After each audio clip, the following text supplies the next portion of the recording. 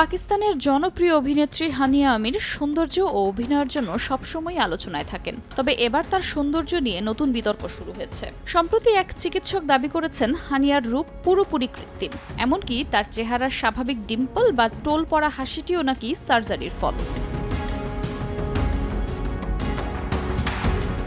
এই মন্তব্য উঠে এসেছে পাকিস্তানের জনপ্রিয় পডকাস্ট ফিজা আলী শোতে। সেখানে উপস্থিত এক চর্মরোগ বিশেষজ্ঞ বলেন, হানিয়া আমির নাকি ডিম্পল প্লাস্টি, নাকের সার্জারি, ঠোঁট ও চিবুক ফিলার সহ একাধিক সার্জারি করিয়েছেন। যদিও তিনি স্বাভাবিকভাবেই ফর্সা, তাই এসব কসমেটিক অ্যাডজাস্টমেন্ট তাকে আরও আকর্ষণীয় করে তুলেছে।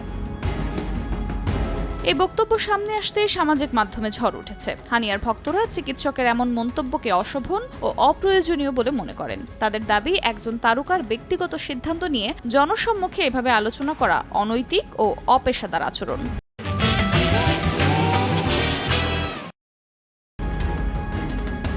এক নেটিজেন লিখেছেন, রোগীর অনুমতি ছাড়া কোনো চিকিৎসকের এমন মন্তব্য করা উচিত নয়, এটি তার পেশাদারিত্বের লঙ্ঘন। আরেকজন বলেন, সার্জারি হোক বা না হোক, হানিয়া সবসময় সুন্দর, এটি তার জীবন, তার সিদ্ধান্ত। অন্যদিকে শুধু ওই চিকিৎসকই নন, শোয়ের উপস্থাপিকা ফিজা আলীও সমালোচনার মুখে পড়েছেন। অনেকেই মনে করছেন এমন সংবেদনশীল বিষয় নিয়ে আলোচনাটি অপ্রয়োজনীয় ছিল। তবে এখন পর্যন্ত হানিয়া আমির এই বিষয়ে কোনো মন্তব্য করেননি। আফরোজা মৌটুসী, সময় সংবাদ।